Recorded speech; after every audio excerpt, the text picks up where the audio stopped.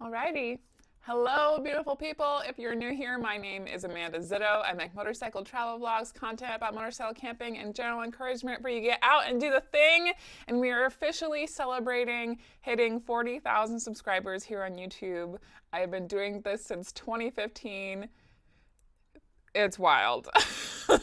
Hello, everybody in the chat. Hello, Radar. That one guy is Don. Two Wheels Under the Sun, Wit, Paul, my mama.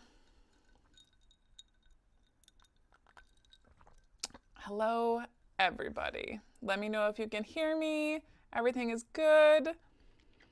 Eee, I'm so happy you're all here.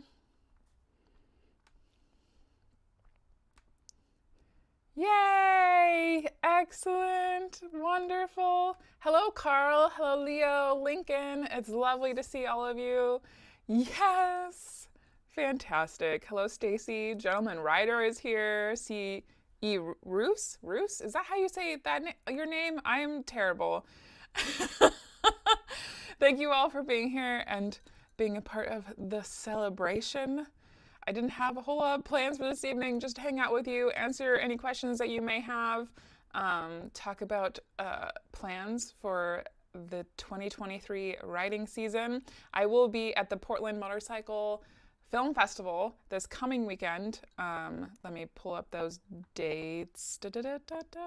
If you're in the Portland area, I'm not entirely sure if there are still tickets to the PDX Motorcycle Film Festival, but if there are, you can just Google that and it'll pull it up. The dates are the 27th through the 28th. I will be there both nights. I'm very excited. Hello from Chicago, Kathy. Hello.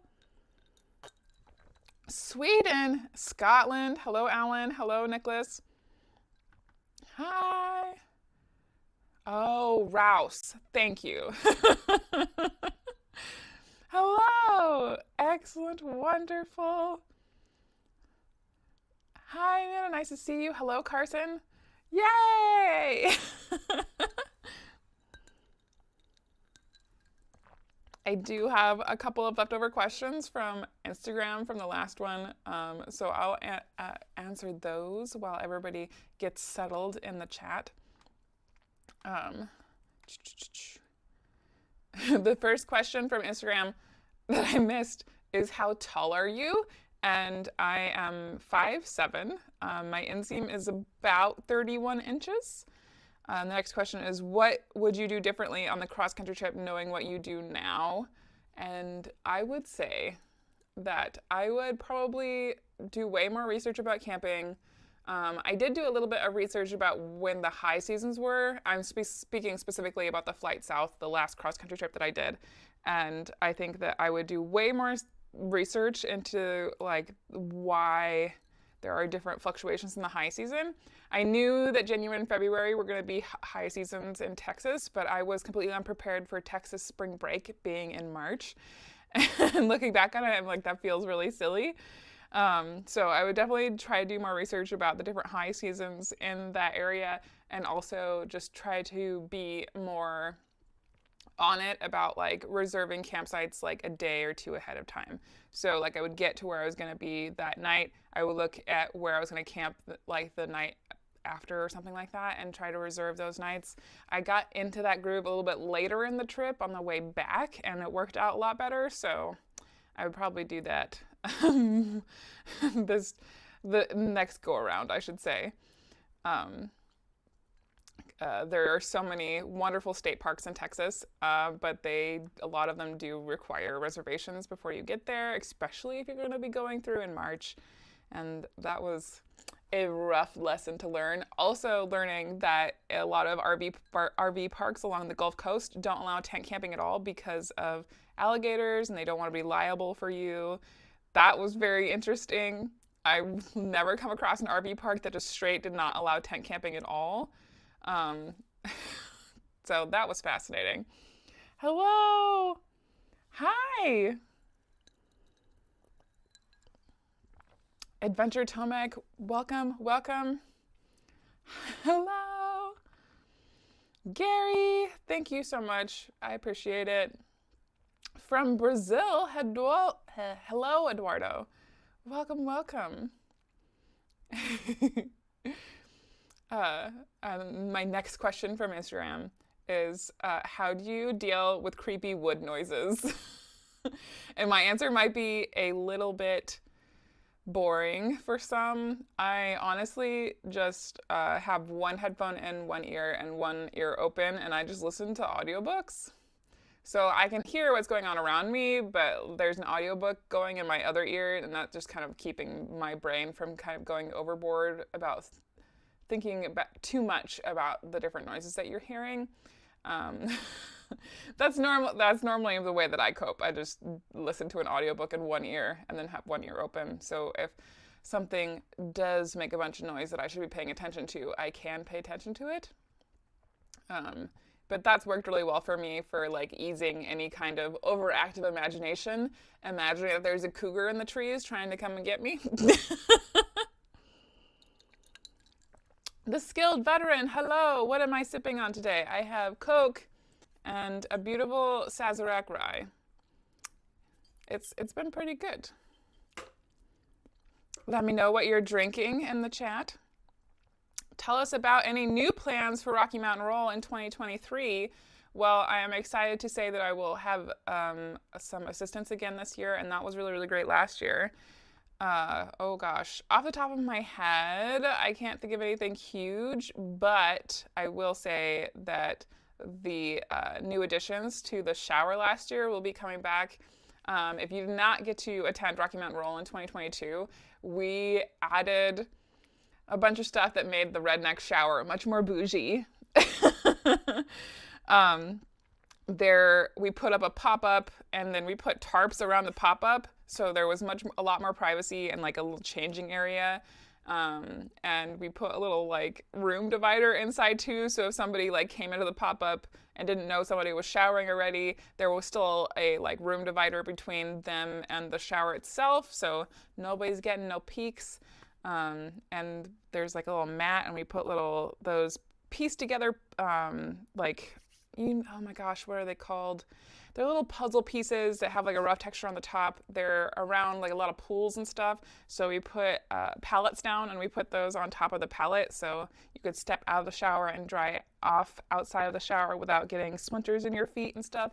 We're talking like real bougie stuff here, you guys. I don't know if that actually answers the question for like what's new for Rocky Mountain Roll, but I'm still pretty excited about that. Hello, and I think somebody asked how are ticket sales going. That is an excellent question that I will pull up right now. Last time that I checked, there was only like 15 tickets left. And I know that I got notifications this morning that at least like 5 more people had bought tickets. So let's see here. Dun, dun, dun, dun. Going into the super secret back end of Eventbrite so that I can pull up these numbers for you. Oh wow, there's 10 tickets left for Rocky Mountain Roll. That's wild. I knew we would sell out, but every year that it happens, I'm still surprised. I will drop the link in the chat for anybody who has not gotten tickets yet who would like to. There are only 10 tickets left, and once these 10 tickets are gone, it's gone. There's no more ticket sales happening for Rocky Mountain Roll 2023. So if you missed your chance, that's it. Hello from Las Vegas. Hi, Richard. Thank you so much. Wit says, no drinks for me, but a venison summer sausage and cheddar cheese sandwich. Oh, that sounds amazing. Enjoying Johnny Walker Blood Orange Highball. I'm drinking OJ since it's Monday morning here in Australia. Hi, Robin, the Lady Biker. It's lovely to see you in the chat. Hi. Have you ever looked into riding in the Kootenays of BC? Some absolutely gorgeous rides in the area. Creston to Caslow is amazing. Plus, there's an awesome ferry ride. Hi, Stacy. So I'm going to tell you what I've told pretty much everybody else who has asked me if I'm going to be riding in Canada anytime soon. I really want to finish all of the lower 48 before I go outside of the U.S. But I will tell the little handful of you who are here because we're friends, that I do have goals. I will not say plans yet because who knows if we're going to be able to pull this off. But I have goals that once I finish the lower 48, I will be going to Alaska. And of course, we will have to go through Canada to go to Alaska. But that's just between you and me, okay? Shh. Hi, Sandy. The fancy shower will be back. I'm also able to help again next year. Yes, Sandy, I would love to have you there. That would be amazing. You guys were like the bright spot in planning Rocky Mountain Roll last year, so I would love to have you back again. Greetings from Norway. Hello, hello. Mom was like, of course we'll need you, Sandy. I don't do motorcycles, but I travel in a tiny camper. You made me aware of the llama camping farm in Texas, so I've got it booked in March when I revel west through Texas. Thank you. Oh, that's so exciting, Diane. I'm stoked for you. That place looked awesome. I'm still kind of bummed that they were packed when I went through, but I did have a good time camping with the llamas over here in Estacada, so I felt like I was redeemed. Oh my goodness, the Blue Dog Man, thank you so much for the super chat. Hi, Jim from Texas. Love your videos and admire your bravery on your solo trips. Let me buy you some gasoline. Cheers, my friends. Thank you very, very much for the super chat. I appreciate you. Thank you for the gas money. Woo! Getting it started off. Yeah, hello. Working on my routes to Rocky Mountain Roll from Old Guy on a Bike. Awesome, fantastic. This is the perfect time of year to be working on routes. I know that I have been planning up a storm, that's for sure. Working on the New England trip, which will be coming in the fall. So you guys will look forward to that series going pretty much all the way through winter next year. So I'm really excited about that, partially because I know that I enjoy living through other people in the wintertime, and it seems to go down.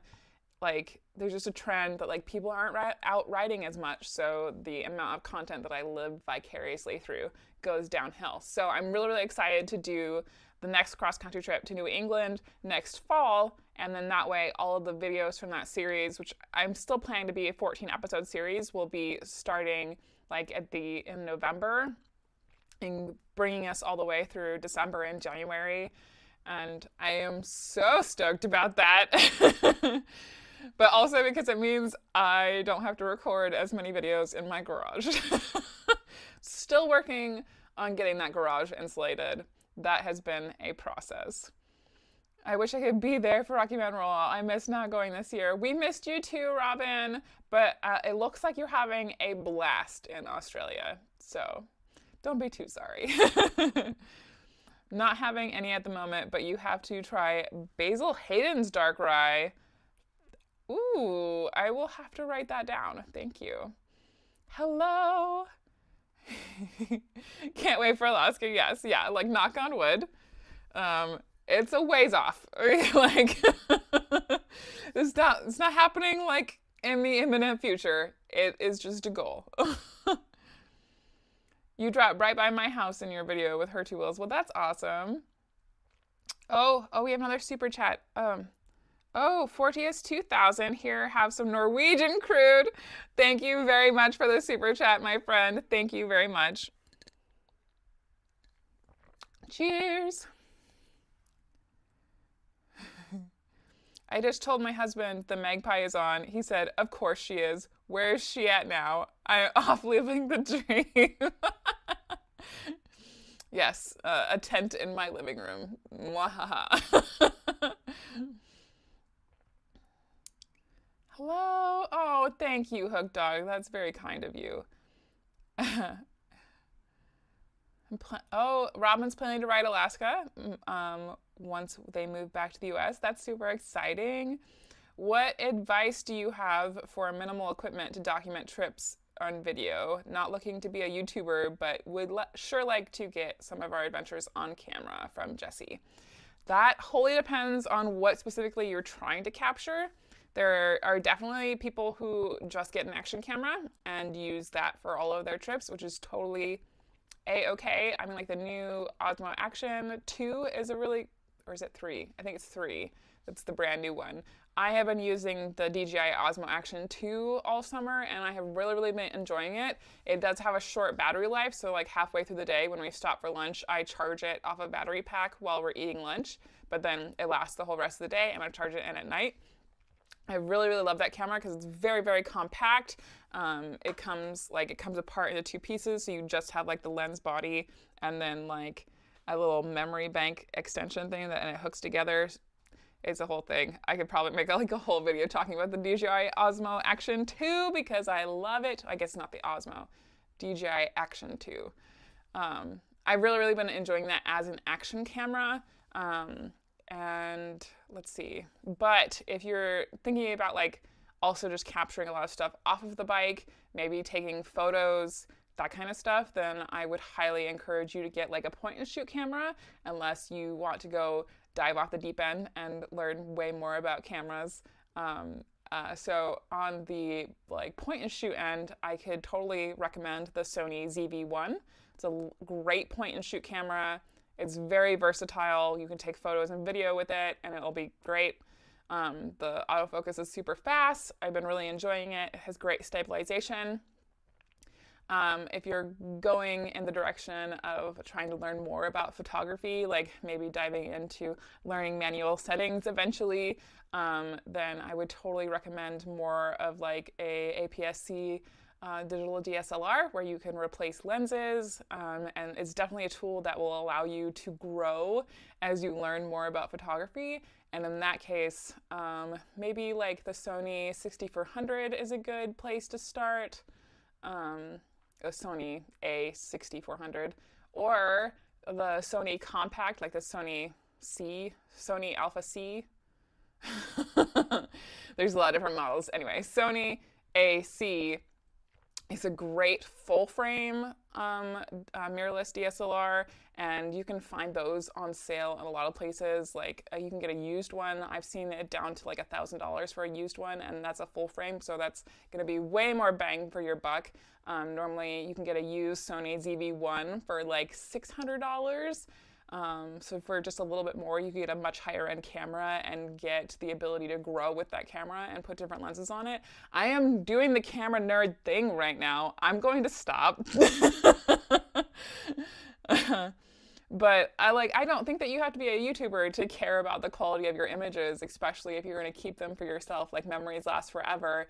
And in my personal opinion, the higher quality that you can make those memories, the longer that they'll last.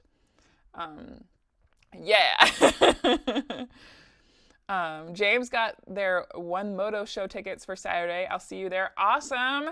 If you don't know already, I will be at the One Moto show at the Women's Motorcycle Show booth, so definitely come and say hello to me. I'm pretty sure I will be there all 3 days, so you can come and say hello to me. I don't know what my shifts at the booth are going to be yet, but I will be there. You're from Montana, so isn't Canada like your backyard? Technically, yes. But also, I still stand by, I would like to see the rest of the lower 48 before I go to Canada. That's just how I am. The Moto Scout said I'm headed back to Africa in 2 weeks, and I'm tentatively riding from New Jersey to Alaska later this year. That's exciting! I know we always hear about the Dalton Highway, but I recently learned about the Dempster, and I think I'd have to do that. Yes, not like giving away a ton, but I would like rather do, I'm going to say it wrong, please forgive me. I would rather go to Tiuktuk than to Dead Horse. I'm not going to lie. Like, there is nothing in Dead Horse that interests me in the slightest. I have watched enough people like doing the route up to Dead Horse and back down to South America and that kind of stuff to know that Dead Horse is just not a place that I really want to go at all. Hi, Critter. Thank you so much. You drove right by my house and yes, you said that.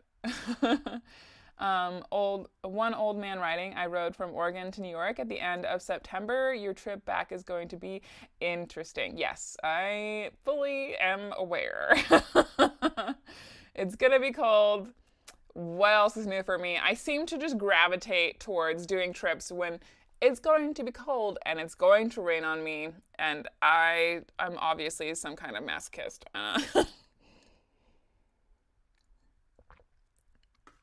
Do I have a problem? I don't know. Maybe it's just like, maybe I like being cold secretly. Who knows? I don't know yet. Hopefully 2024 for Rocky Mountain Roll. My GSA is still in Ontario. Alan, I'm going to keep my fingers crossed. Whit says, I'll just pick you up in July when I head up to Alaska. Yes, if Whit, have you like made the announcement yet? Can we talk about it? Like, let me know. I'll keep an eye on my other little thing here. Hello, David. It's lovely to see you. OG My Rides is here. Hello. Hi. Oh, Whiskey Chaser is here. Hello. Have I made a decision about the Africa Twin yet? Do it. I told you guys last stream, you will know as soon as I know. Everything is in limbo right now. I know that it's like crazy waiting on hearing about it because it is just as painful for me as it is for you guys not knowing what is going on with it. But I'm working on it. We're just in painful limbo together for the moment. But I promise as soon as I know a definitive answer, all of you will know. I will make a big noise about it, like in the community tab and on Instagram and on Facebook and all of the places. I promise you will know when I know. Paul says, I'm trying to figure out a way to carry my 150 to 600 lens this year, so missed having it along last year. For sure. Paul, I don't know what your setup is. I know a lot of people really enjoy just taking like a full-on camera cube and putting it like either like next to their duffel or as their tail bag. A lot of people end up doing that, or like I personally would like just get a Pelican case and put it in there. But that's just because of what I do. I do have no issues like fitting my 28 to 200 in my tank bag, and then I also fit the 20 millimeter in the tank bag, as well as the ZV-1 and the body for the A7R4 and microphones and stuff. So I guess depending on your tank bag, you could work out a situation for that. Just make sure that you put some foam in there, or like if you can find the perfect camera cube that fits in your tank bag, that would be awesome. You definitely want to put some kind of legit foam between your camera equipment and your tank, or like between your equipment and your motorcycle, so that your equipment is not feeling the full effects of the vibration from your bike. Like your shirt, love the road. Beartooth is amazing. I got this shirt in 2016 when I did Beartooth on Lazarus. It was a ton of fun, even though Lazarus did not enjoy the elevation. Diane says, I'm a Nikon D850 wildlife shooter and lots of lenses. It's why I travel. Yes, wonderful. Charles says, my take on documenting your journey. Go cool places. Make it a priority to stop and take pictures or video. I'm often having too much fun to stop. Yes, trying to make it a priority to stop and take the picture. Like when you go by something and you're like, wow, that's beautiful. That would make a great photo. Making it like, just like making yourself stop is something that you kind of have to learn over time. I'm slowly getting better. I am still passing stuff that I was like, that would make a great shot, but I don't want to stop. I'm getting better as time goes by, but it's definitely a learning curve. Hello. We all have that problem. Are there any more tickets for Rocky Mountain Roll? As of right now, when I checked last, there are 10 tickets left to Rocky Mountain Roll 2023. I feel ya on making a trip during the cold and rain. I'm riding across Australia in August and September. Our winter and southern Australia will be cold. Yeah. I need to talk Honda into bringing you a Transalp to learn long-term test it in the States. We'll see. I don't know. I love the Africa Twin very, very much. Why did you go Africa Twin over Triumph or other brands? Tyler, I don't know if you know, but I did own a Triumph Tiger 800 XC. It was a 2016 model. I owned it for like 2 years. I put around, I want to say like 1,200 miles, not 1,200, 10,000 or 12,000 miles. I can't remember off the top of my head. I did sell that bike partially because I just kind of fell out of love with it. We weren't meant to be together, and sometimes that just happens. It doesn't mean that it's a bad bike. It doesn't mean that it's not a fantastic bike for other people.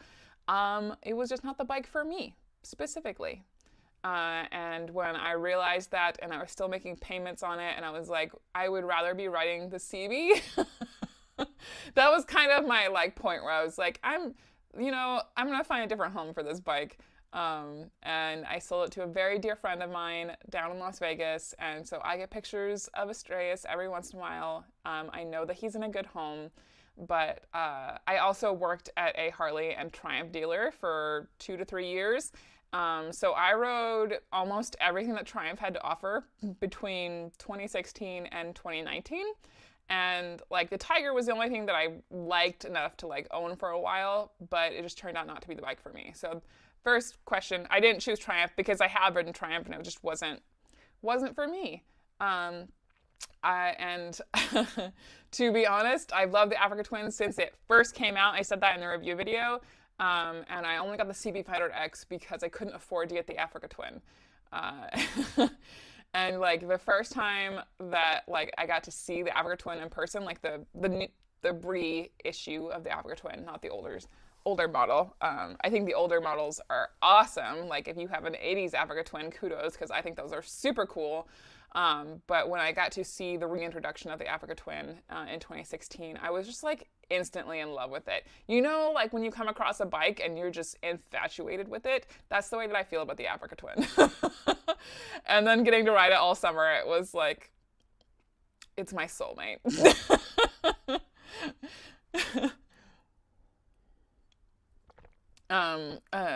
Or other brands, you said. Well, I have also gotten to ride Gary's V-Strom. He does have the older generation V-Strom, and like it's a great bike. I just didn't click with it. And I've sat on other BMWs and just did not have like that. I want this feeling. This like sounds like hocus pocus, doesn't it? That's like my simplest answer for you is just like, I like the Twin more. I don't know what to tell you. Just wondering, how do you plan a trip? Do you use specific apps? This is a fantastic question. Thank you so much, Scott. I appreciate you. You've just opened a whole world and you don't even know. So first things I do is go to Google Maps because I have been saving places. Like when somebody says some place in a conversation and they're like, oh, I loved this place, I immediately open Google Maps on my phone and I mark that place on my Google Maps as like want to go. If I could show you my Google Maps right now, it's just like covered in pins. Like it's insane. So when I decide that I want to go someplace, like say that like I want to go to Southern Utah, I first open Google Maps and like I like write down all of the places that I've already saved as places that I want to go in a Milanote board. And Milanote is like a visual mind mapping app / website. And so I pay a subscription for Milanote, not sponsored. And I like use Milanote because it's like a really, really great visual way to mind map. And it's like the most versatile mind mapping kind of app that I've found thus far. And it's been working out wonderfully for me. So I've used it for a year and a half at this point, and I love it. So I make a new Milanote board for like the trip that I want to do. And I start dumping like places that I want to go into that board. And then I open Onyx Off-Road. That one, I am sponsored by Onyx Off-Road, just for context. I also have a 20% off link if you want to try it out for yourself. I was paying to use Onyx Off-Road for like a full year and a half before I got picked up and was sponsored by them, because it's the easiest app, in my personal opinion, mapping app, where it shows you the borders between public and private land. And I use Onyx primarily to be able to be like, I want to go to these places, and I list those off on Onyx, and then I can mark off like these are where the big sections of public land are along like kind of the route that I would make. And that way I can affect my route to go closer to those big sections of public land to try to find more camping that way, instead of accidentally making a route that goes nowhere near like public land and being stuck at more like private campgrounds like KOAs that cost a lot more money. And like once I kind of get like the start of a rough route just based off of places that I already wanted to go, then I deep dive like on YouTube and like travel blogs about like the states or the areas that I know that I already kind of want to go in. And a lot of the times my route ends up changing a ton because I'll find stuff that was way cooler that I didn't even know about. And I'll do like research about like, because I'm a 19th century history nerd, I will Google stuff like, I will like Google like the location in like 1890s and see if there's like anything like cool in my specific like history nerd window that happened in that place. And sometimes that will pull up really, really cool ghost towns and abandoned places. It's like a whole thing. I spend like, for example, the Montana trip that Gary and I did last year, I probably spent like 6 months making the route and researching places and narrowing down what we ended up doing. Also, like a lot of that research is trying to find food, like really good food that's going to be along the route. It's not always super effective, especially in really rural areas. And in that case, like I know that I'm going to be making food for myself during that period of time. So like when I went through Wyoming, I knew there wasn't going to be any grocery stores because I'm a research nerd. So I knew ahead of time that I was going to have to make a lot of meals for myself. So I ended up making some dehydrated meals for myself in preparation for that trip so that I wouldn't be super concerned about not being able to find a grocery store and not being able to pick up fresh food. So in the video where I crashed Africa Twin, at the beginning of that video, you can see like I made minestrone soup that was like dehydrated soup that I made myself before I left for that trip because I knew that there wasn't going to be grocery stores. All of those things. I'm a nerd! Anyway, that's a brief glimpse into the planning process for me. Yay! There's a lot of research that goes into it. Like I also research national parks, if those national parks along that route are going to need to be reserved in advance. It's not always foolproof. For example, like when I did the flight south in March last year, I totally missed that like Carlsbad was going to need to be reserved more than a day in advance. So like there's that. I knew that I was going to have to get tickets to go down Carlsbad, but I didn't know that it had to be like 24 hours in advance. So there's that. It's not always flawless, but I try.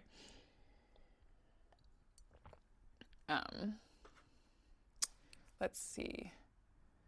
Wit says that she has not announced it yet. Okay. Oh, so we're saying yes. Awesome. Okay.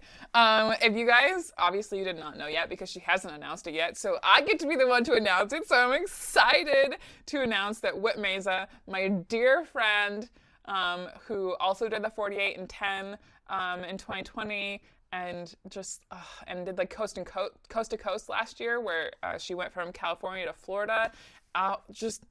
She is amazing. She's an up-and-coming Iron Butt Association writer, and she is going to do the ultimate coast-to-coast insanity, which is Key West, Florida to Dead Horse, Alaska, and back in 16 days. I'm so excited for this, you guys. I'm so stoked.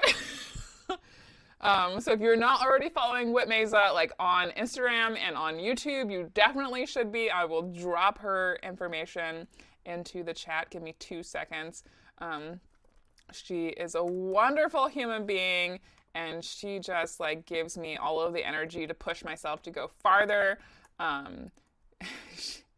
So definitely go follow her on Instagram for sure to stay up to date on her ultimate coast to coast insanity, because it's just gonna be epic. I'm so stoked. Rabbit Lover asked me, do you come to Babes Right Out East Coast? I do not currently have plans to attend Babes Right Out East Coast. I'm sorry. I do have plans to attend other events, mostly on the West Coast this year, which is on my website, which I will dump in the chat as well. If you scroll all the way to the bottom, it will show you my event schedule, what dates, and if I will be presenting stuff there. So I will be at, of course, I will be at the PDX Motorcycle Film Festival this coming weekend. I'm not going to be presenting anything there. I won't be showing a film, but I will be there watching awesome motorcycle films. I will also be at the Oregon BDR film premiere here in Portland, February 4th. I will be at the One Moto Show, April 28th through the 30th here in Portland, Oregon. I will be at the Women's Motorcycle Show booth. I will also be at TourTech Rally West in Plain, Washington in June. I will be presenting there. I'll be doing a motorcycle camping basics class. And then in July 7th through the 9th, I will be at Overland Expo PNW in Redmond, Oregon. I will be teaching like 3 classes there this year, so I'm super excited about that. Motorcycle camping basics, motorcycle camp cooking 101, and funding adventures as a motorcycle content creator. And then I will again be at Get On ADV Fest in South Dakota, July 28th through the 23rd. I think tickets for that should be coming out very soon. And then, of course, I will be hosting Rocky Mountain Roll in August. And then, of course, after that, I will be going across the country. I have maybe tentative plans to do Overland Expo East, but I don't know that yet. Don't quote me, partially because it would mean that I have to rearrange my travel days because I had planned to be back here on the West Coast the same weekend that Overland Expo East is happening. So I need to look at other stuff to see if I'm going to rearrange my travel days so that I can attend East or not. I don't know yet. That's like a tentative maybe. Don't hold your breath. Are there any Honda reps? Let her give on. Thank you guys. I shoot a D6 and just got a DJI Mini 3 Pro. That's super exciting. I'm late to the party. Just have a few minutes, but congrats. Thank you, Bearded Grump. You're probably gone already, but I appreciate you. Hello. I made so many U-turns for photos last year on the way to Rocky Mountain Roll. Yes. See, yes. We should make more U-turns for photos. Let's just all agree. Troubled Traveler says, I thought you were kind of guilted into buying the Tiger. So technically, yes. I did like the Tiger. I had ridden the Tiger quite a few times already on store rides when I was working at the dealership. This is like a deep dive. Are you ready? Not super deep. So when I started working at the Harley Triumph dealership, I had my Honda CB500X, and of course I had my other bikes as well, but I was riding my CB500X on store rides. So a service rider called Carl and I started a thing called Carl's Mystery Rides, where we were taking people on their newly bought Triumph Tigers, and just like anybody really, it was like an open invite. So even if you didn't ride a Tiger, you could come on these rides. And we did fairly easy for service riding up here in the PNW, mostly like within about an hour or so of Portland, Oregon. And the intention was to show people who were buying, especially the Triumph Tiger XC, that you could take it off-road, because a lot of people were buying them with the intention to take them off-road, but were too intimidated to go do it, and they didn't have a community to go with them into the woods. So Carl and I set up this ride, and I would tail, Carl would lead. We would pre-ride all these routes to try to make sure that there was not going to be any obstacles that somebody who was fairly new to the riding off-road weren't going to be able to do. The benefit of also doing this is that we had one of our wonderful techs sweep with us with a trailer and that kind of stuff. So if anybody had mechanical issues or something happened to their bike, we could load them into the trailer and take them out of the woods, and they wouldn't have to worry about dealing with like AAA or trying to find a tow truck. So it was a really, really great, like, safe environment for people to try riding off-road for the first time. And so the first couple routes that we did, I was riding my CB because I didn't want to take a store bike and smash it up. Well, the people at the store decided that they didn't like that I was riding a Honda on store dealership rides. So for a little while, I borrowed a Tiger, and I don't think I smashed it up. I did break a turn signal, and they didn't like that I broke a turn signal on a store bike. So at that point, they were like, you just need to own a Tiger. And like at that point, like I was okay with the Tiger. I wasn't absolutely in love with the Tiger, but I was fine with it. I wouldn't have agreed to buy it if I didn't think that I would like at least enjoy the bike, or that it would have like brought more to my riding outside of work as well. But yeah, there was a certain level of manipulation that was involved in me buying the Tiger. And it was a used Eagle Rider bike, and they gave me a really, really good deal on it. I think that my loan for the Tiger was only like $6,000. And they worked out with a credit union in town to get me a loan on that bike, because I don't have great credit. That's probably TMI, but I have a lot of student loan debt, just like a lot of other millennials do. So it's really difficult for me to get loans for things like motorcycles. So they worked out with a credit union, and my general manager was like super helpful in making that happen. So that's how I got the Tiger, and I rode it and store rides, that kind of stuff. I rode the crap out of that bike. And then I burnt the clutch on the the California South BDR. And like, that was like the beginning of the end. And then I got back, I like lost my job. I wasn't working at the dealership anymore. So then I was just like, why do I have this bike? But also there was still like very much that I would rather be riding the CB. Why do I have this bike? All of the things. Buying a Rocky Mountain Road ticket. Wonderful.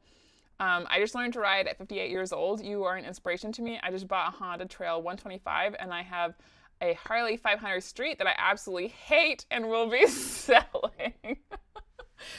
I'm excited for you. Tigers are great for tall people. When I get on one, I have 6 inches of foot clearance on both sides. Woof. Yeah. I mean, like, I've heard that the newer Tigers, because I had the 2016 Tiger where they were super top heavy, because the horseshoe tank sits above the engine entirely, because like, so the triple sits here, there's an air filter here, so the Tiger tank kind of goes like this. So it's extremely top heavy. The newer models are supposed to feel less top heavy, but I haven't gotten to ride any of the Tiger 900 or any of those ones. So I can't say from personal experience if that's true or not. David says that for me, Tigers are geared too high. Agreed. Like, there's a lot of people at the dealership that end up with a Tiger who change the sprocket so that they could go down, because that first gear on the Tiger is super tall, and it means that if you try to grunt crawl through anything, you're pretty much guaranteed to kill it. The Rides of a Lifetime says, I will be going across country soon from West Virginia to California and back. Thanks for inspiring me. Yay! That's super exciting. I'm stoked for you. You're going to have a blast. I hope that you have scheduled in rest days. That's my advice for you. If you haven't been to the furthest northwest point in the lower 48 in Washington, you need to go see it. Thank you, Sherry. I have been up there. I appreciate it. Jim Hober says, hello, I'm here. 184 days to go. Woo! Sherry says, hi, Mama Zito. Yay! Mom's here. Is there a way to plan a route for the summer trip when the roads show up as closed in winter? Ooh, excellent question, Paul. To be honest, like, if a road shows up as closed in winter, I just draw a line through it. I guess it depends on what kind of app you're trying to use.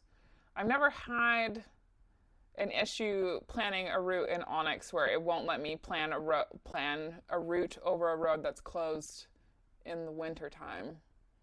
I guess, yeah, it just depends on the app that you're trying to use. I know that Google does that. Google won't let you, like, if you try to do directions from point A to point B and you're trying to get it to go over, like, for example, if you're trying to get it to go over Beartooth Highway, but you're planning in the wintertime, it's not going to let you. And the only way around that is to, like, do Google My Maps and, like, actually plot, like, a line instead of doing directions. Um, Yay. Yeah. Yes, I'm seeing everybody's reactions to Wit's plans now, and it's wonderful.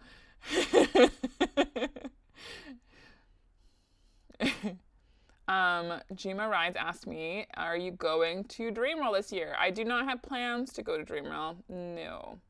I think partially because it is like right after, like I will just be getting back from another trip when Dreamworld happens, and I try to make sure that when I get back from a trip that I have like at least a whole weekend to myself and to my partner before I go somewhere else, if that makes sense. How many tickets are left for Rocky Mountain Roll? Let me pull it up. Let me like refresh and see now, because it sounds like some people went and bought tickets. There are 9 tickets left to Rocky Mountain Roll as of this stream. If you're watching this stream after the fact, this is probably old information.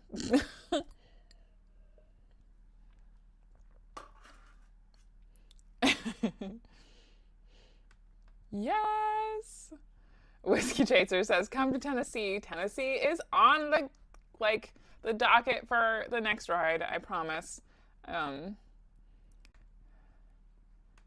Yeah. Okay. Tickets are out for Get On AV Fest. Radar got theirs already. Wonderful. I'm so stoked to go back again. Every year I'm like, this year I'll hit everything that I want to go see, and it never happens. So we have to come back again. Yay. One Moto again. Yes, I will be there. Mid-Atlantic BDR runs right through Pennsylvania. Yes, it does. What about attending ABR weekend in the UK? I'm sorry, Ellen. I just do not have the cash to make that happen. I'm sorry. Maybe if ABR wants to like pay for my flight over there, I would go. Charles asked, have you considered the Skydio drone, and what are your thoughts about motion tracking? I have not thought about the Skydio drone, to be perfectly honest. I just don't have any interest in it. I still have my DJI Mavic Air, the first gen, and when that goes out, I will probably just buy a DJI Mavic Air 2 or an Air 2S. I'm pretty trenched into the DJI systems. I like the way that they work. I'm familiar with them, and I like how small they pack down. I just don't have any interest in it, and I like being in full control of the drone itself. As far as motion tracking goes, it's hard for me to like talk about the Skydio because I don't have a whole lot of experience with it. I think one of my friends has one. I've seen like other people's footage of using the drone. I like don't think it's super great, but like it's hard to tell whether it's just like they don't know how to color correct or not. So it's hard to judge it in that way. Yeah, motion tracking specifically.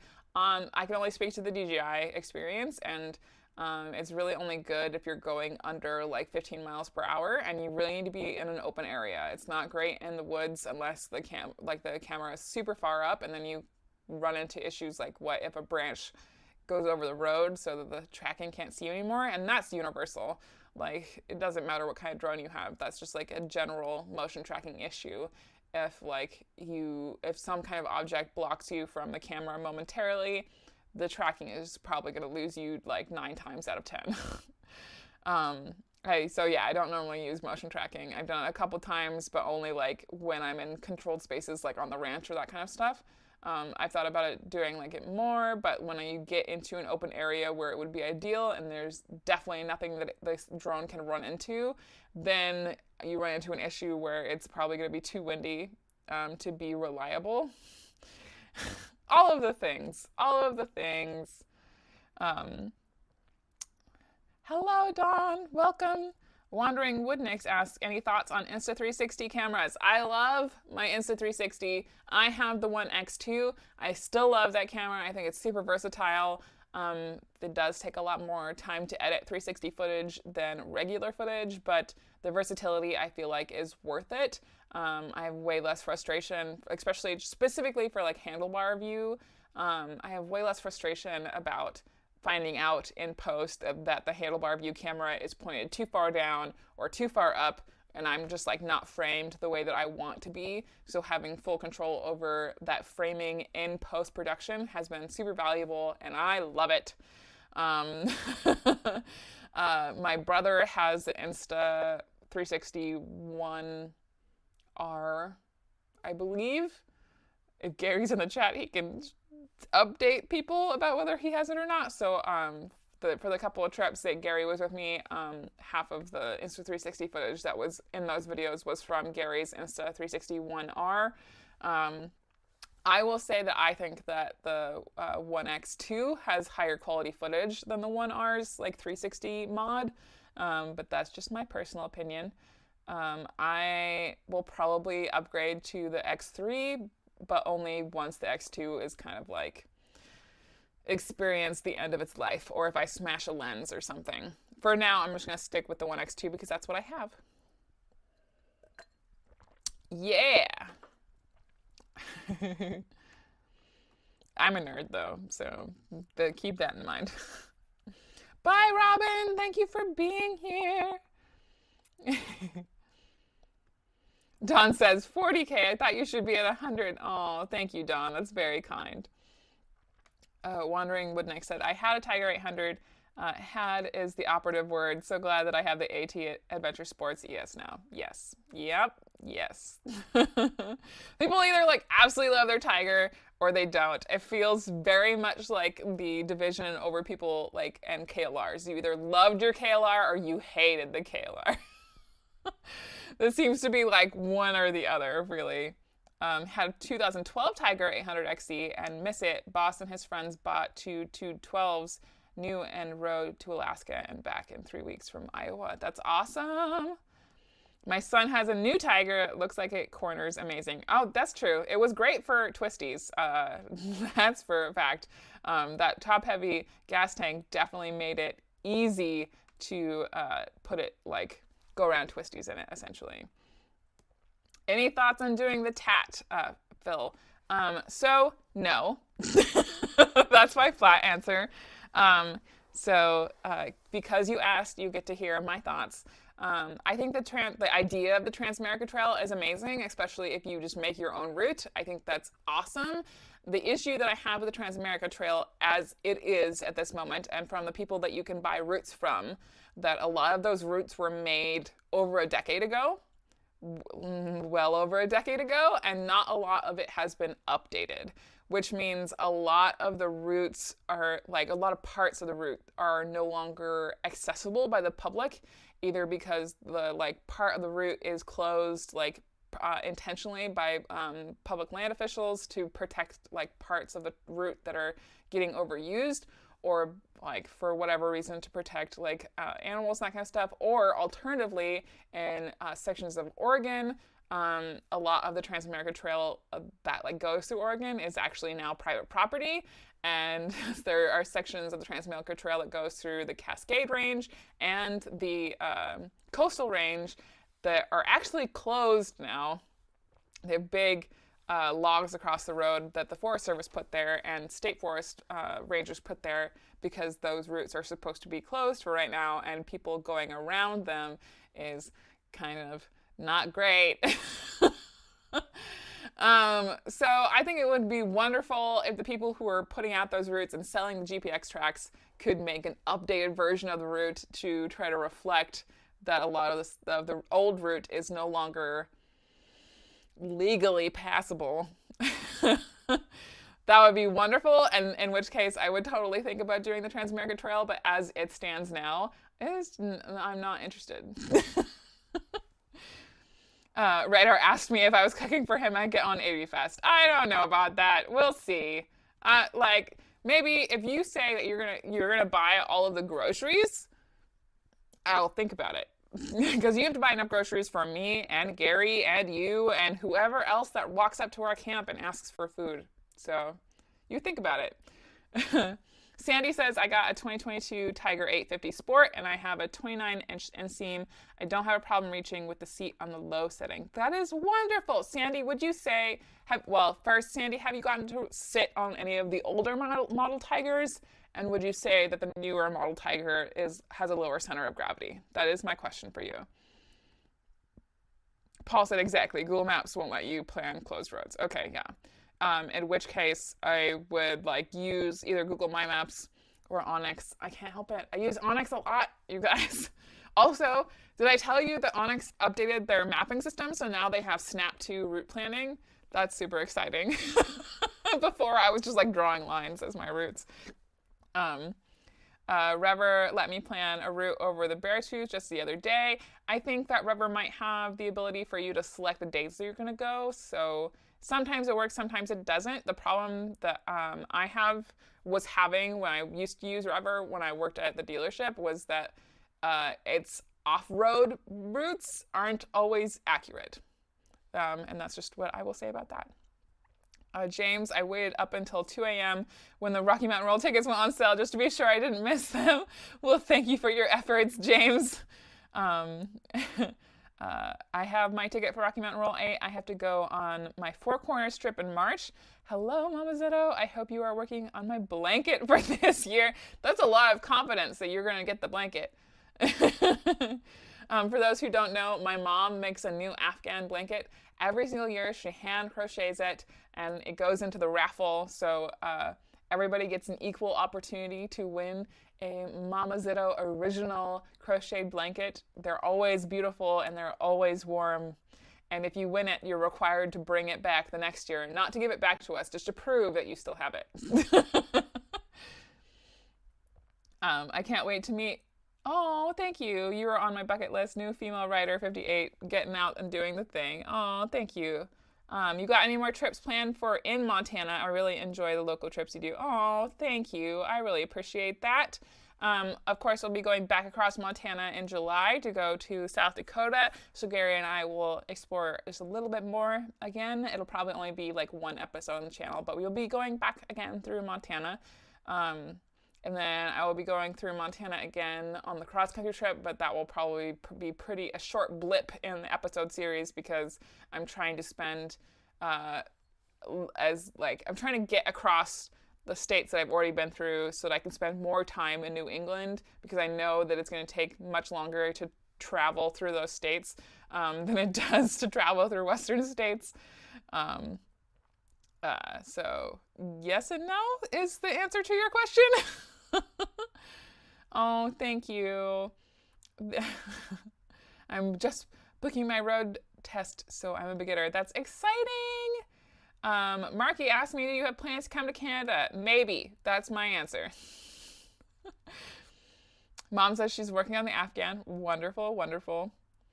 If I choose to do winter traveling, it would be hotel only, no camping, except the snow.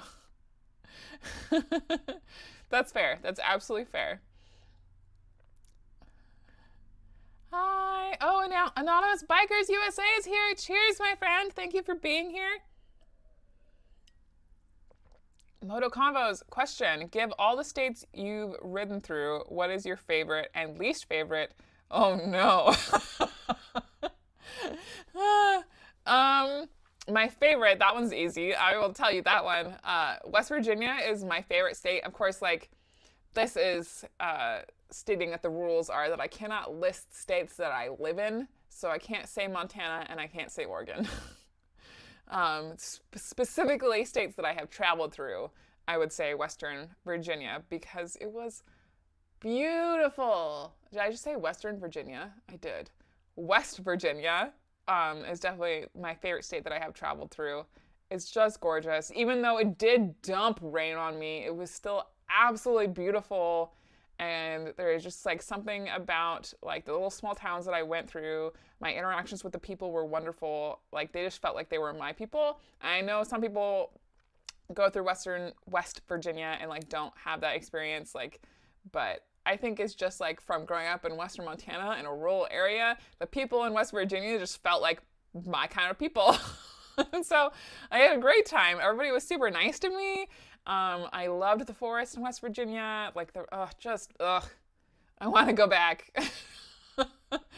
As far as like least favorite state, I don't think that I can say that on the internet and not like just receive so much upset. If you come to Rocky Mountain Roll, you can ask me what my least favorite state was, and I will tell you honestly. That's there we go. If you come to Rocky Mountain Roll and you ask me what my least favorite state is, I will tell you, and I will tell you why. But I'm not going to put that on the internet. I'm not inviting the amount of like unhappy comments that I will receive. Did you wiping out on the Africa Twin shake your confidence for a while? I haven't fallen yet, but seeing how easy it happened made me wonder. Marky Mark. So I don't think that I would say that it shook my confidence. Like, I didn't go off-road for the whole rest of the day because I knew that I was already kind of injured. I didn't want to make anything worse or like test fate. It wasn't necessarily that I was less confident on the bike, especially knowing like, and again, it has to be reiterated that like action cameras really flatten out a scene. Like, and it being midday meant there was like no shadows for you guys to actually see the ruts in the road clearly. You can see it in a couple of the other like DSLR shots, like when I'm picking up the bike, like that road was not smooth. Like it was not flat. But like even then, like the lighting was so harsh, like there wasn't a whole lot of shadows going on. I mean like harsh, like direct down. There wasn't a lot of like angle to the sun, etc. for you to be able to, for the ruts in the road to cast shadows for you to be able to see them clearly. And I didn't make a point of like taking my camera and pointing it at the rut that caught my tire or anything like that. So I got a lot of comments of people who were like, there was nothing wrong with that road. It was like smooth as glass. Like it was all your fault. And like, of course, like whenever you dump a bike, it is like 90% user error. Like there are of course instances where like a mechanical failure will cause you to crash, but like a ton of the crashes that happen that are captured on camera are mostly user error. And it was totally user error. I clipped a rut wrong. I overcorrected. I went back and forth and hit the ground. That's the way it is. I never said that it wasn't like my fault. Like I did it. But people who were like, it was because I was using my cameras, like that kind of stuff, like that's not true. Like I use my cameras all the time. That's not why I wiped out. I clipped a rut wrong, etc., etc. Riding with a migraine, all of the things. But I didn't have an issue. Like I riding the bike for like the next few days. Like after I crashed the Africa Twin, I went and I stayed in Thermopolis to like try to recover from the impact. Like I hit the ground with this part of my arm, so all of the impact went up my arm and like caused a lot of tension in my neck. And so the next day I had like a rough time moving my neck around. When I dropped the bike, it kind of landed on my boot, and I had to drag my foot out from under the bike. But thankfully, I had really wonderful boots, so I didn't break anything. It wasn't a big deal. It was just kind of sore.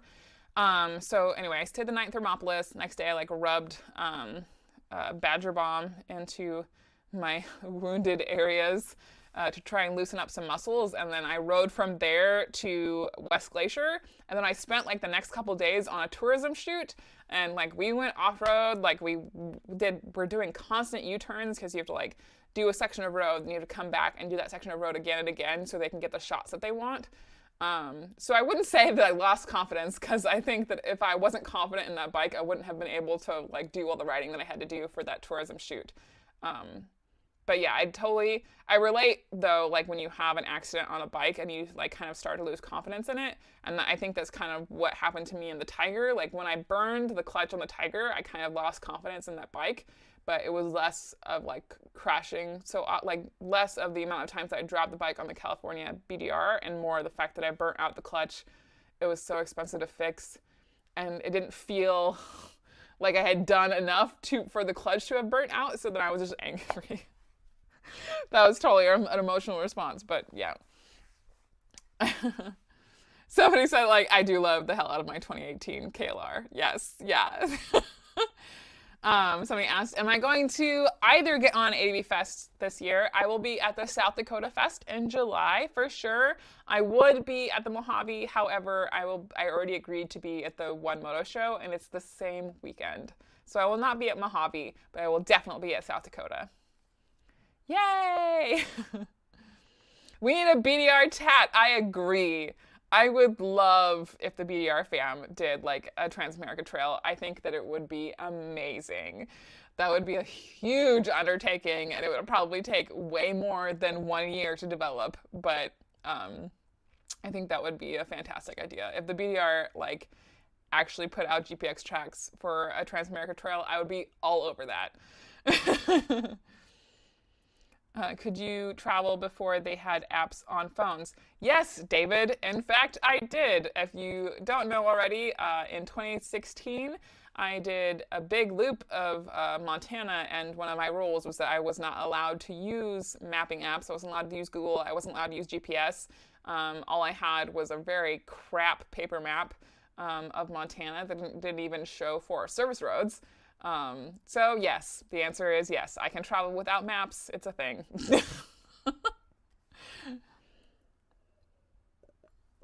And half the time, like when I'm actually on the road, I do so much research about my route before I leave. Most of the times when I'm actually using Google Maps for directions, it's to a specific place. Like I need to get to this Airbnb in the middle of a town, like, or I need to get this to this specific address. Like, so a lot of the time I don't actually use Google Maps because there's signs. If I'm in the middle of the woods though, I will have Onyx pulled up because it's always good to know where you are. And like anybody who has ridden a lot in the forest knows that like there are a ton of split offs from Forest Service roads. You can definitely get lost in the woods even on a motorcycle. So I have Onyx pulled up most of the time when I'm riding off-road so that I know where I am and that I'm staying on my route. And if I'm concerned about where I am, I will stop and I will look at the map and make sure that I am en route to where I need to be going. I will also normally carry a paper map of that, like from the National Forest. I'm going to be spending a lot of time in a specific forest. So I have paper maps of like the Mount Hood National Forest.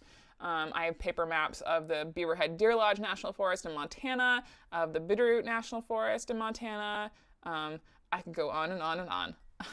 I can also use a compass, like for real, an actual compass, not like the aesthetic compasses that just point north.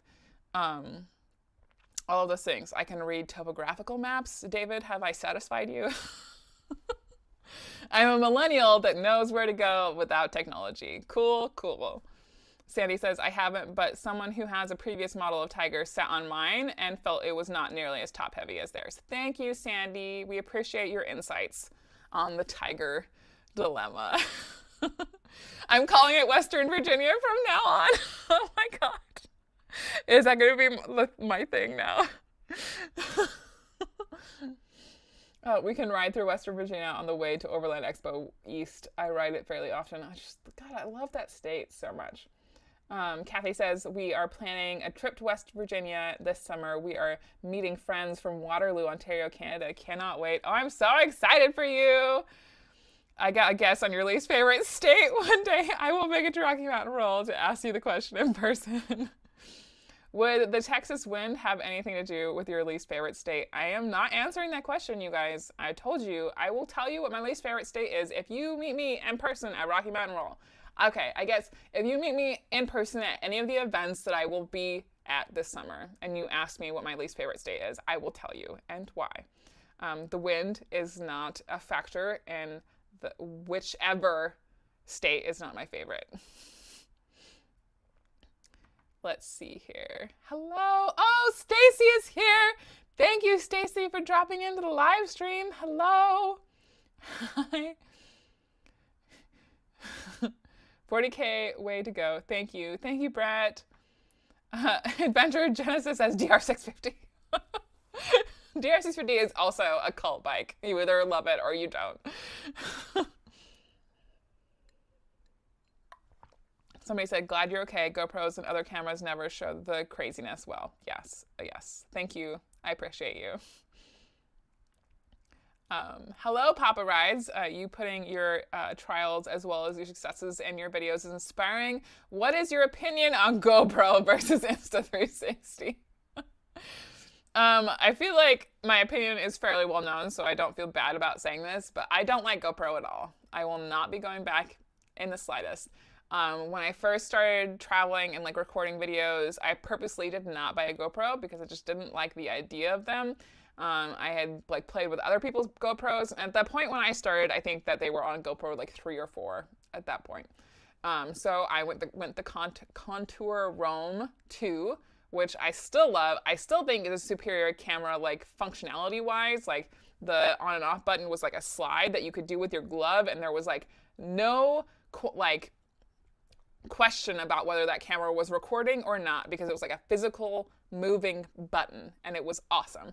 I will hold by that, and I'm still really, really sad that Contour died, because I think if Contour was still being made today, they would be the optimal like action camera for motorcyclists, hands down, period. Because if they could have kept going and they could have like improved their stabilization and like turned into 4K, like you guys, it would be the optimal camera. Anyway, I will die on that hill. And then I got a couple of knockoff GoPros. I hated them. And I got a GoPro Hero 7 when like the big image stabilization like overhaul happened. I just did not like it. It was not the camera for me. I know that some people have like great luck with GoPros and some people don't. I was a person who did not have great luck with GoPros. But even people who like religiously use their GoPro, when I would meet them in person and we would ride together, forever were having the same issues with their GoPro. So I don't know. I feel like there's some BS happening there. And when I lost like half of the footage from corruption, well, not a whole half of it, but a huge section of the footage that from the first cross-country trip was glitched out. So I could only use like very, very small chunks of the video because other sections of the video was totally glitched. Like it was not usable. That was like the end of the line for me. I was over it. I was like, nope, I'm getting rid of this. And that's when I switched to the DJI Osmo Action, like the first gen. And I stand by that decision. I still love those cameras. I still have them. I bought 2, one for handlebar, one for helmet and handlebar. And then beginning of 2022, I bought the Action 2. Still love that Action camera. At the end of 2021, I got sent the Insta360 One X2 by Insta360. And it took a little time for me to warm up to that camera just because there is such a learning curve with editing it to make it look good. But now, having used it for over a year, like I think the Insta360 is the way to go. But if you're somebody who does not like have the patience or the time for editing 360 footage, like that's not the way to go. But also, I'm not going to tell you to get a GoPro because I don't like them. Yeah.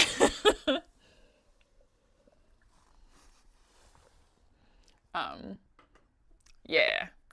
I just have like this very strong opinion that like GoPro is just kind of resting on its laurels now, and like I haven't seen significant improvement in both user interface, like actual usage of the camera, like and the glitching, etc., and then also footage. Like they try really hard to improve their footage, like the stabilization has gotten better, but the user interface and like actually in using the camera, it's still glitchy as hell. It's like still overheats a ton. It's not great in like the usage scenarios that like motorcyclists end up using them in which case like a lot of motorcyclists who talk to like into the GoPro need it to run for more than 30 minutes, and it's not great for that. But albeit like I don't use the Insta360 for huge chunks of 30 minutes. I have used it to set up time lapses for like an hour, but I still haven't experienced the issues with the Insta360 that I have with the GoPro. I'm on a tangent. I'm moving on now. Everybody should be able to use a compass and a map, just in case. Yes. At the very least, you should be able to use a compass and be able to mark landmarks to be able to find your way out somewhere. But I was a Girl Scout, so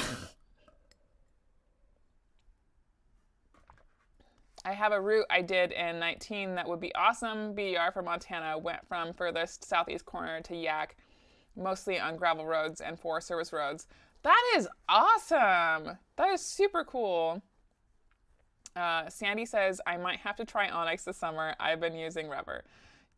Sandy, if you try Onyx, pick my brain, please. I feel like I could help with the learning curve switching from Rever to Onyx. Rolling Man says, do you have any experience using a Garmin Montana? Yes, I do. I bought a Garmin to do the California BDR South. I did not enjoy it, and I sold it afterwards. I would rather do a whole BDR just with a Butler paper map than I would to do it with a Garmin Montana again. Not a fan. CE Ross says, paper maps and a compass. We know who to follow after the AI apocalypse. Thanks. Tyler said, just started camping on the bike with the wife. Any tents that are easier to change in when bathrooms are far away and won't break the bank, but way better than Walmart brands. Ooh, this is an excellent question, Tyler. Oh, I feel challenged. Let's see. Well, I guess if you're, does that mean that you're looking for like a 3 or a 4 person tent? I can list off a bunch of 2-person tents where it's going to be cozy, but you will both fit inside. Like, I'm not going to use this as an example because this is an expensive tent, but like the Big Agnes Copper Spur HVUL2 that I have is big enough to put 2 sleeping pads in, and then it has 2 doors, so you have vestibule on both sides where you would put your gear. So I guess it depends on if you're shooting for a like 3 or 4 person tent versus a 2-person tent. I'm assuming that you're probably shooting for like a 4-person tent, in which case my answers will change because I have done way less research on those kinds of tents. But a couple of brands to look into that are normally on the less expensive side would be Mountain Smith Morrison. That's the name of a tent, Amanda. The brand name is Mountain Smith. Mountain Smith and Kelty normally have fairly like entry-level cost tents that are going to be better than big box store like Walmart and Target and that kind of stuff. Yeah, I would start there. Start with Mountain Smith and Kelty and do research about those. Because if you're looking for a 4-person tent, I can't spout off specific kinds of tents, but those are the brands that I would tell you to look into.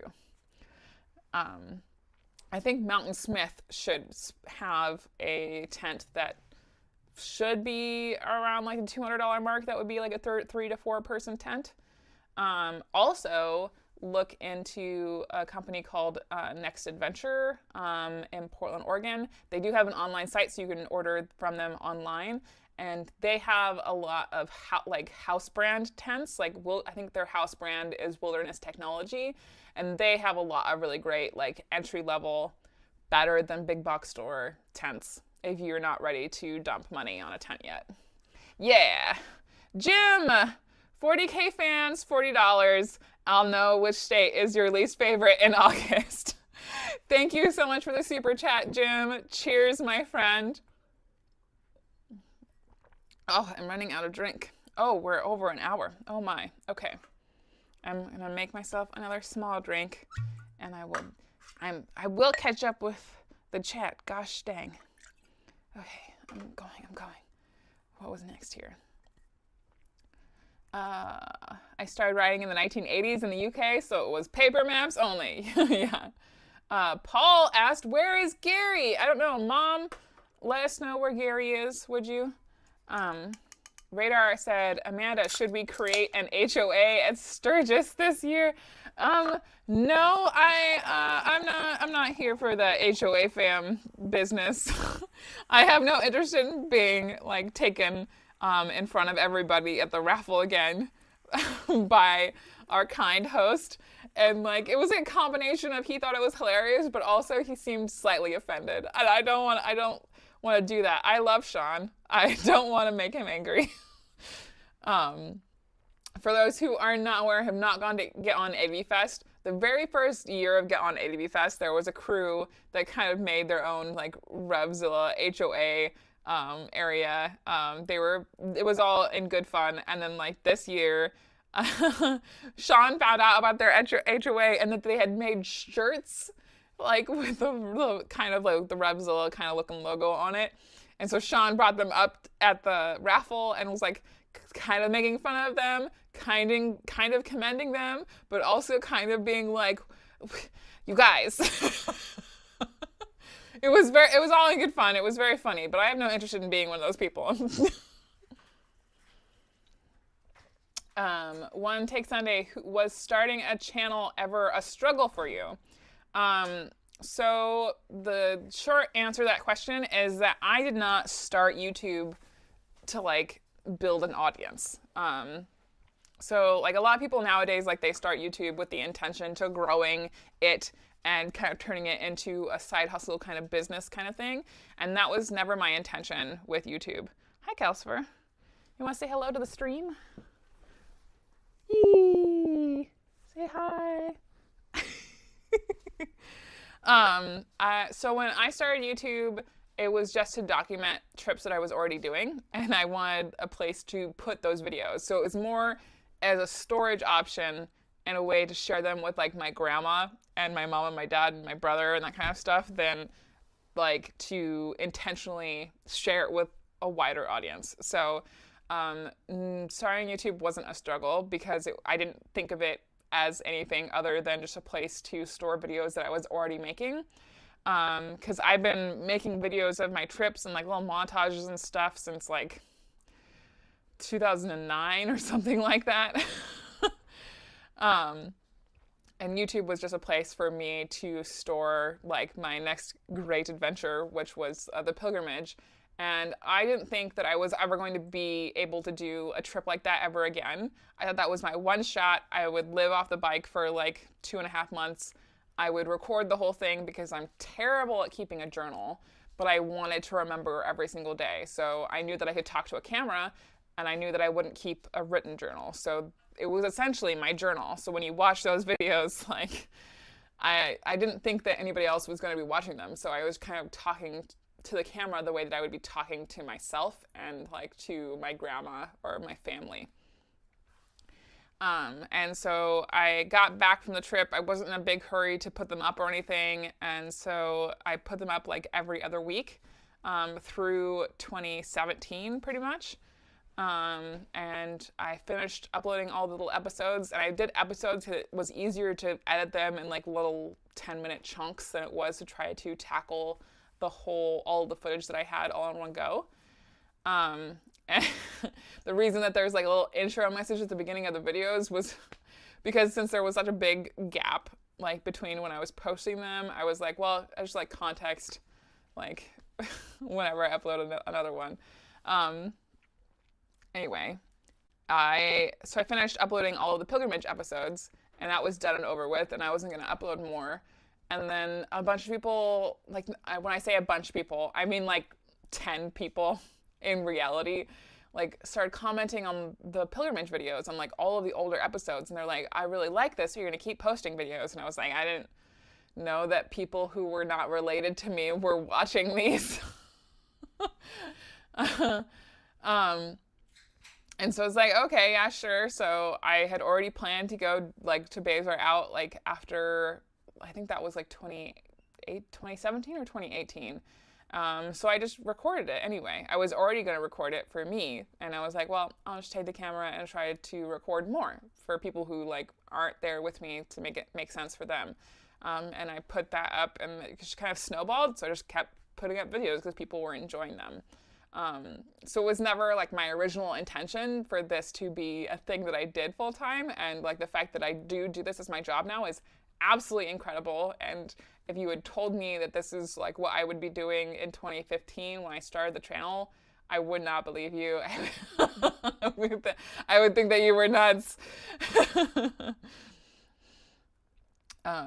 And for people who are starting a channel, I think that like that's a huge thing, that if editing videos and making videos and recording videos isn't something that you absolutely love and that you really enjoy doing and you would do if people did not pay you, and like, so if it isn't something that you would do, if you weren't like trying to gain an audience, I don't think that making a YouTube channel is for you, because there are a lot of people who like start with the intention of building a huge audience, but they don't actually enjoy making videos and they fall off. And I think that if you seriously asked yourself that question when people started a YouTube channel, like, do you actually enjoy recording? Do you enjoy using cameras? Do you enjoy editing? All of those things. And if any of those answers is no, then maybe look at building a different platform like Instagram or a newsletter or something like that. Like if you would rather be writing a blog post, do that. Like making YouTube videos isn't for everybody. And I think if more people seriously ask themselves that question at the get-go, then like there would be a lot more people who enjoyed making YouTube videos on YouTube. How long it takes to go through and edit your videos after a long trip, and how many gigs of video gather on a week-long trip. So how long it takes me to go through and edit the videos after a trip. On average, a travel vlog will take me anywhere from 22 to like 40 hours to edit, depending on how much footage I'm trying to cram into one episode, and how many like little special effects things I will be adding in the edit. I do like I animate all the maps that end up in the videos, all that stuff I have to do myself, so that takes time to render and put out an export in After Effects, and then I move it to Premiere, and then I edit it. Adds a whole thing. Anyway, the simple answer to that question was like anywhere between 22 to 40 hours per episode. And then how many gigs of footage for a week-long trip? Oh gosh. Like probably off the top of my head, I would probably say like 250 gigabytes for a week, probably. That's just like a rough guesstimation. Like for example, the flight south was like almost 2 terabytes of footage.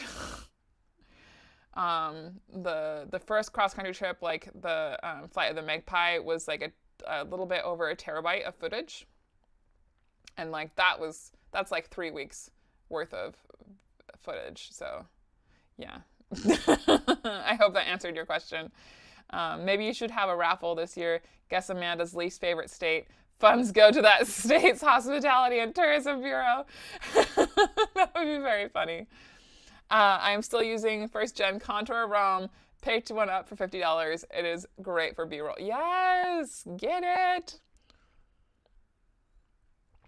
Yes, GoPro, battery life, disk space, corruption, all the issues. Yes, yes. Not a GoPro fan either. Won't touch them. Yes, thank you. Mom says that Gary is here. It's his night to cook. Oh, Gary is cooking. I see. Okay. That explains Gary's not in the chat status. Falco, I wonder how Amanda really feels about GoPros. Yeah. I am an Insta360 X3 fan also. I am solving the battery life and data issues currently. Interesting.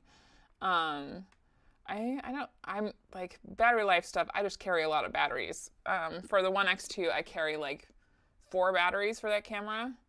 And I just switch them out as they die. So that hasn't been a huge deal. I haven't had any data issues with the X2 though, so that's very interesting. Oh, LS, thank you so much for the super chat.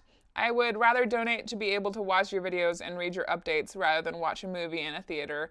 Oh, thank you so much. My cheers. Thank you for the super chat. That is the sweetest. David says that he rides the ultimate cult bike, which is the Buell Ulysses. Yes, that's definitely a cult bike. For sure, David. Totally taking in all this advice because I'm using Dinos Pros from the Jurassic Age. Sammy says, I'm hoping to get a camera this year, DJI Action or an Insta360. I want to capture my moto antics. Sterling Noreen at Motorcycle Travel Channel is done with GoPro too, looking at his last video. Yeah, he had a rough go of it, the last one. I was Not gonna lie, I was like waiting for when he was gonna ditch the GoPro. So Moto Combo says, didn't know I would love making videos, so just started using what I had. Definitely got to upgrade. For sure. Yeah. And that's like a great way to start also. Like if you don't even know if you're going to like making videos, like just starting with your phone or whatever thing that you have and like editing on your phone if you don't have a laptop or a desktop that can actually edit video is a great place to start.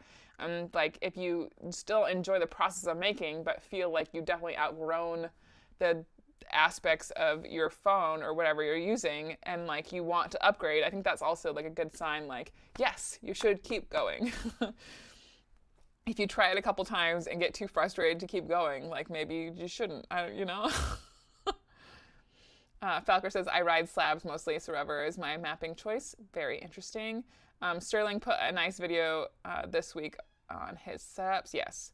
Lisa says, which do you like better, riding on-road or off-road? That's a very difficult question because I like each for different reasons. Like, I love on-road because it's efficient. I can get where I'm going, but also there are so many beautiful twisty roads that are paved that are just so much fun. Oh, Doc on a Bike, thank you so much for the super chat, friend. Cheers. Thank you very much.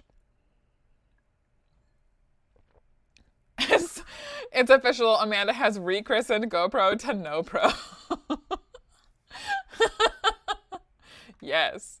Going back to Lisa's question, I don't think I can answer totally honestly. Like, I ride on road more often than off road because a lot of my trips I'm trying to get across the country in a reasonable amount of time, and I'm normally working with a small window of time, so I end up being on pavement a lot. But also I feel like a lot of my most memorable times on the bike have been off-road. Like I have crystal clear memories of almost every road, like off-road that I have ridden in like Mount Hood and in the Tillamook State National Forest and in the Bitterroot. I have like very clear memories of all of those roads. Whereas like if you asked me about like certain parts of like a lot of the paved roads that I've ridden, even Beartooth and going to the Sun, I would only be able to tell you like about a couple bits of them. And those memories are not as clear as the memories that I have of riding off-road. If that, I don't, yeah. I don't really think that I have a favorite though. Adventure Genesis says, you are young, someday you need to come east. Well, didn't I just say I'm doing New England this fall? I do know about Dirt Days, this is correct, but I think Dirt Days is like more geared towards dirt bike people, and I don't have a dirt bike. I have heard that it is a great rally though, and the I did not know about the big Berkshire Adventure stuff. That's interesting. I know about all the BDRs over there, and about oh my god, there's like an all-women's dirt event that happens on the East Coast too. That's super cool, and I would like to attend, but again, I don't have a dirt bike. Falco says, my current moto camp tent is a single, but I'm going to upgrade to a 2-person so I have enough room to sit inside my tent if I want to. Yeah, a single-person tent is kind of rough. Yay! I got my 2-person tent at REI, end of year sale, bike style short poles for packing. Yes. Yeah, if you can get a bicycle camping tent, those are really great because the tent poles tend to be about 12 inches at their longest point. Like my Big Agnes Copper Spur tent is the bike packing version, specifically because the tent poles are shorter. What am I drinking tonight? I have a Coke and a Sazerac rye, and it's very tasty. But yes, that's a very good point. Like the REI house brand is also a great place to start. That would be much better than a big box store tent for sure. I started riding so long ago, it was only stone tables. Sherry says, I took the REI map and compass class so I can kind of navigate. That's perfect. Excellent. Good. I love making videos. Second to the trip itself is my favorite thing to do. Thank you so much for your experience with this. Thank you. I appreciate that. What size memory cards do I use? All of my memory cards are either 64 gig or 128 gig. You can get larger memory cards. Depending on your camera, they may or may not read them, depending on how old it is. But also, I have found like the 64 and the 128 to be the perfect size because you fill up a card and you can put that away. So when you start another card, and if you accidentally corrupt everything on the new card, you still have the old card as backup. Does that sound ridiculous? It might. I don't know. But yeah, I use 64 and 128 gig cards. What editing software do you recommend or to use free versus paid?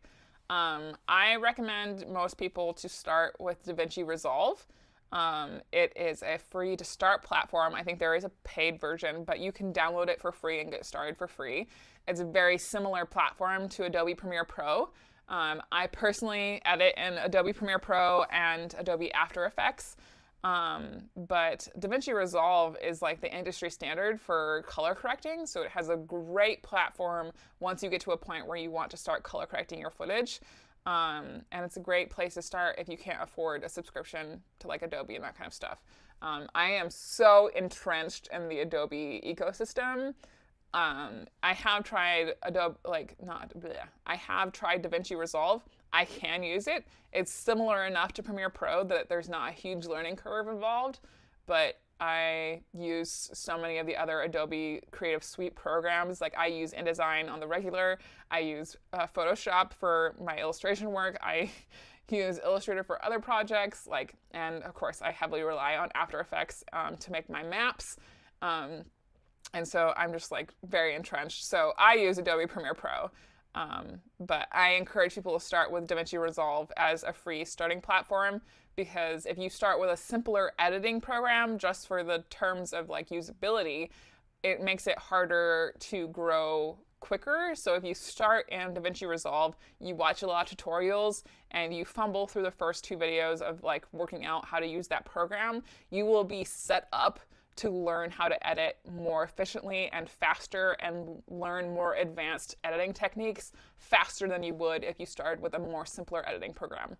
But that's my nerd speak. If you already have a cheap or like an easier to use free version of an editing software that is much less robust than DaVinci Resolve or Premiere Pro and you love it, that is wonderful. I'm just saying my thoughts. I am too old to bother editing on a phone. Big screens are a must, yeah. Forget batteries unless it's bad weather. I have many USB cables to power the cameras and have a 400 gigabyte memory cards. Wonderful, good job. Broken wrist ride, ugh, yeah. No dirt bike yet. Yes, the key word is yet, for sure. Okay, I think that I'm catching up with the comment section here. I think we're gonna wrap up here shortly because we're closing in on 2 hours of the stream. I have a 512 in my Insta360 X3. It will run both cameras for about 8 hours. Battery lasts 80 minutes. Yeah. I still think it's much better, especially for 360 footage, to like record in short chunks. It's much easier to edit after the fact, but like the downside is that like if you crash or something, you're more likely to miss recording the crash, but battery life is longer. It's easier to edit. That's how I do it. Like I don't normally record longer sections like while I'm writing. I don't normally record longer bits than like 5 minutes, 10 minutes top most of the time. The smaller chunks of video are easier to edit and go through and post. Do you decide which parts of your trips to put on an episode after the trip or during the trip after each leg? I record as much as I can because I am making the narrative after the fact.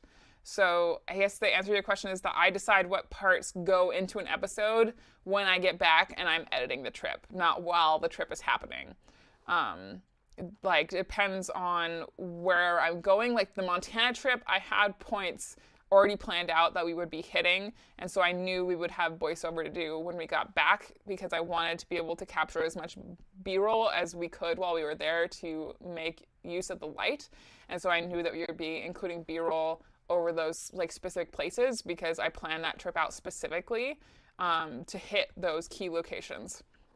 However, there's like stuff like the rain, like of course couldn't be planned for. So like that kind of stuff, I like work out what the narrative is for the whole episode is going to be when I get back, and like the narrative arc of each episode I plan when I get back from a trip.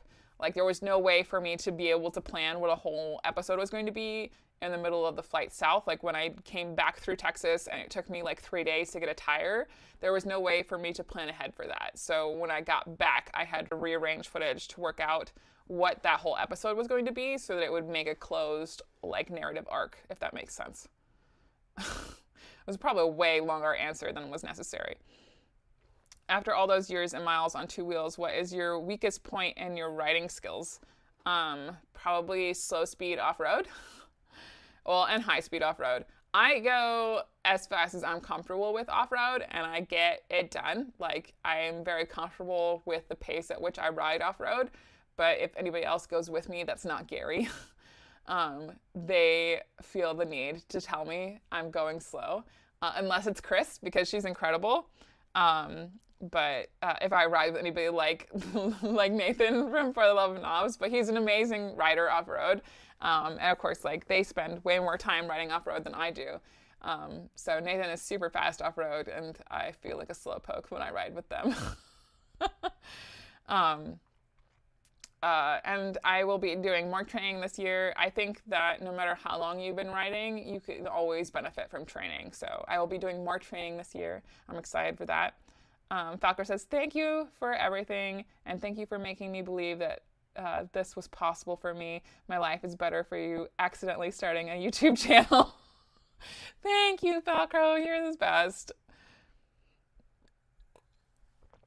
Thanks for the recording advice and behind-the-scenes insight. You are most welcome. See you in Sturgis. Thanks, Radar. I'm stoked to see you. Your generation is lucky with technology. Yeah. Thank you. Excellent. See you at the BDR premiere. Heck yes. I'm very excited. What platform do you like to get money from, most percentage to you? Ko-fi, like Kofi, technically gives me the most amount of money because they don't take a cut at all. Patreon is nice because they give me a big lump sum every month, and that's how I pay my bills. That's why I still have a roof over my head, and why I get to do the trips that I do is because everybody who supports me on Patreon. And then also Patreon will give you like the behind the scenes stuff, and every once in a while I record videos just for patrons, so you'll get more bang for your buck if you support me on Patreon. But technically Ko-fi gives me the most amount of money because they don't take a cut at all. What kind of microphone are you using? I noticed them in the last live stream. I can't tell you because it's not out yet. I signed an NDA. If you would like a wireless microphone that is not under an NDA, the Rode Wireless Go 2 is a great wireless microphone. I have the first gen, so I have the Rode Wireless Go 1 essentially, because I didn't need 2 microphones when I bought it. The Rode Wireless Go 2 comes with 2 wireless microphones and a receiver, and if I could go back in time, I would buy the Rode Wireless Go 2 so that I could have another one to put on Gary. Anyway, I will let you know what this microphone is as soon as there's no longer an embargo on it, so that I can actually tell you what it is. I'm going to buy a dirt bike after my trip to Baja. I need to work on my off-pavement skills with a bike that I can pick up several times a day. Good point, Sandy. Oh, that reminds me. Yeah, like a huge thing that I need to work on, like off-road, is sand. I need to work on sand a lot. But I don't know a lot of people who don't need to work on their sand skills either, so. Oh, you a debt of gratitude. You motivate us to dust off the bikes and get back out there to do the thing. Oh, Carson, that's so lovely. Thank you. G-My Rides, go jump on Patreon. Her content is amazing. Thank you. I appreciate you very much. I will dump the Patreon in the chat here for a second. I'll catch you at the film festival and the Oregon BDR premiere. Thank you for all the terrific YouTubes. Thank you for all of your support. You guys are amazing. This is my Patreon. You guys are awesome. I don't think you get paid enough since you're sitting in a tent with a bottle of drink. I am in my living room, in case you didn't know. I use this tent as my backdrop for live streams because I think it's more interesting than my living room, or in my personal opinion, and also like I feel like it sets the scene a little bit better. Excellent. Thank you. You're such an inspiration to these new writers. Gonna check out the Patreon. Have a wonderful evening. Bye. Thanks for the details of Oregon again in February. Yes, the Oregon BDR film premiere is February 4th. If you go to ridebdr.com, I believe you can find links to purchase tickets for the Oregon BDR film premiere. You do need to buy tickets, especially for the Portland one, because it'll be at a theater this year, so I'm super excited. Sand is nicer to land in than rocks. I tested this a couple times. No, I think that there's still a handful of Rocky Mountain Roll tickets available. Let me refresh. Da, da, da, da. Last time I checked, there was 9 left. Let's pull this up. Do, do, do, do. Yes, there are 9 Rocky Mountain Roll tickets left. So if you want to get in on that, I will also dump that in the chat really fast. And once all the Rocky Mountain Roll tickets are sold, that's it. There are no more tickets coming. Dun, dun, dun, dun. And thank you all of you for being here. I'm going to wrap up because my legs are going to sleep. Thank you all for being here. Thank you for all of your support. We could not have reached this milestone without you and your amazingness and being around to watch my silly videos every single week. I appreciate you. I hope you have a wonderful rest of your evening. I hope you have an awesome time planning all of your adventures for 2023, and I hope that you get out and do the thing more. Cheers, my friends. I will see you later.